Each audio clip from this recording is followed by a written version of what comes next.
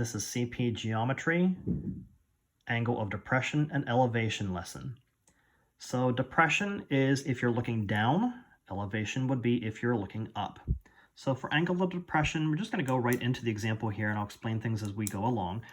You are still going to use trigonometric functions. So it says the salvage ship uses sonar to determine the angle of depression at 13.25 degrees to a wreck on the ocean floor that is 40 meters below the surface. How far must a diver loaded from the salvage ship walk along the ocean floor to reach the wreck? So you would imagine the ship is here, the one you're lowering your diver from. The wreck on the ocean floor is here, and you're going to be finding this distance the diver is going to walk along the ocean floor. So this is going to be angle of depression because you're going to make a triangular figure here. You're going to have to draw pictures for a lot of these on your own, and we'll get to that and we'll practice that in due time. So you're going to make this triangular figure. You're going across the top of the ocean surface here. You're down 40 meters, and this would be your hypotenuse, of course. You're always going to make a right triangular figure. So that's your angle of depression, 13.25, because you're looking down. That could also match. You could have 13.25 here as well. Could match this figure because they're going to be alternate interior angles. This could also represent 40 meters down. The way you draw the picture, I would stick with doing it this version and just making the transference here because you're going to want to make sure you're doing an angle of depression and you don't want to mistake that for angle of elevation. So 13.25 is your angle of depression.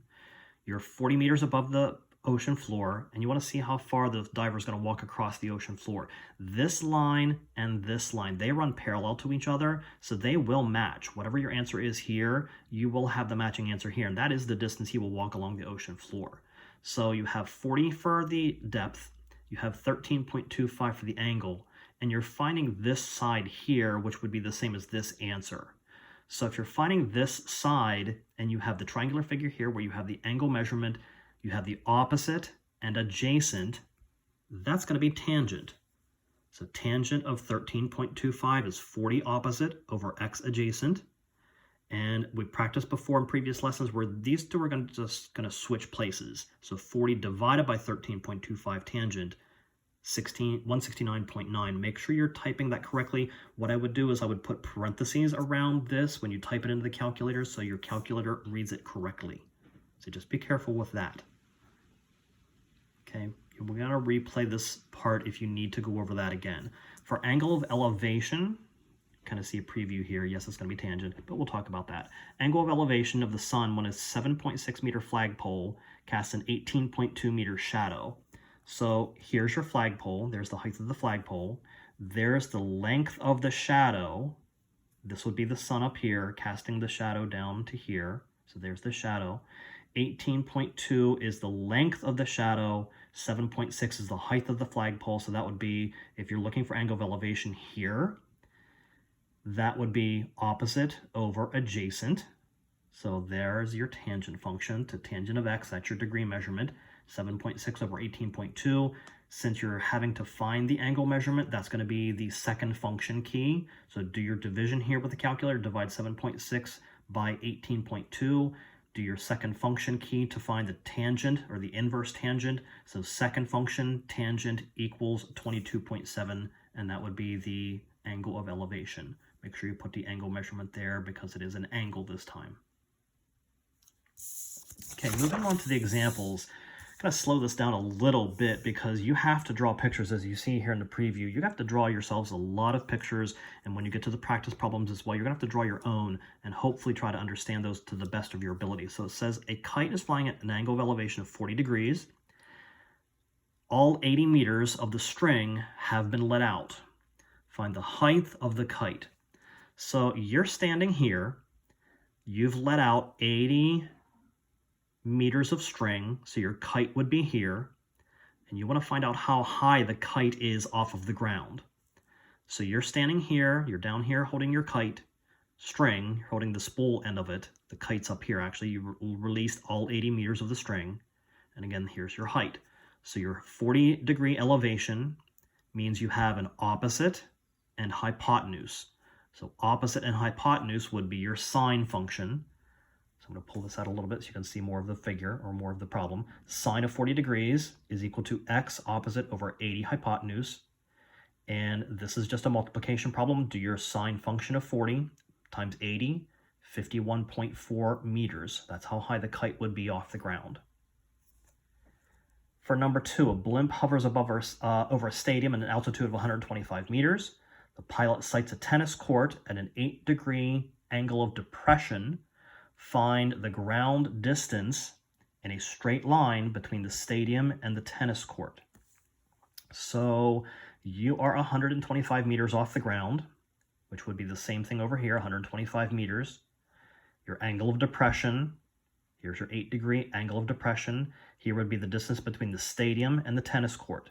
So these two are the same because they're parallel. These two are also the same because they're parallel. So that's why I have everything duplicated here in 2 triangles instead of just 1. But I'm focusing more on this one because that is your true angle of depression.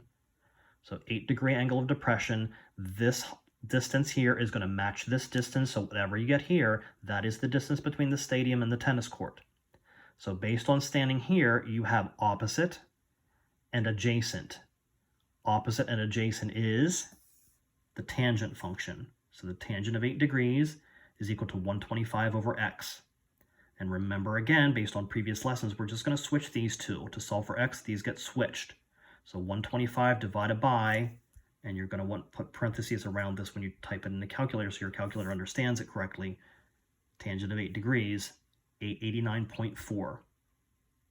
If you're not getting that as an answer, just go back and replay the video or this portion of the video. Make sure you're typing things correctly until you're able to get that answer. If you can't, make sure you're emailing me, messaging me to let me know that you need assistance with these questions. I do understand they are rather challenging. Number 3, the back bumper of a truck. Yes, that's my little back bumper of a truck. Is 3.5 feet off of the ground. A loading ramp attached to the back bumper has an incline of 10 degrees, so that would be angle of elevation. How long is that ramp? So 10 degree, there's your angle of elevation. It's 3.5 feet off of the ground. You're finding what would be the hypotenuse of the figure, so that's a simple drawing there. Again, you're going to have to practice drawing these things and really practice with the homework exercises, and let me know if you need assistance with them. So 10 degree angle of elevation means you have opposite and hypotenuse. That would be your sine function.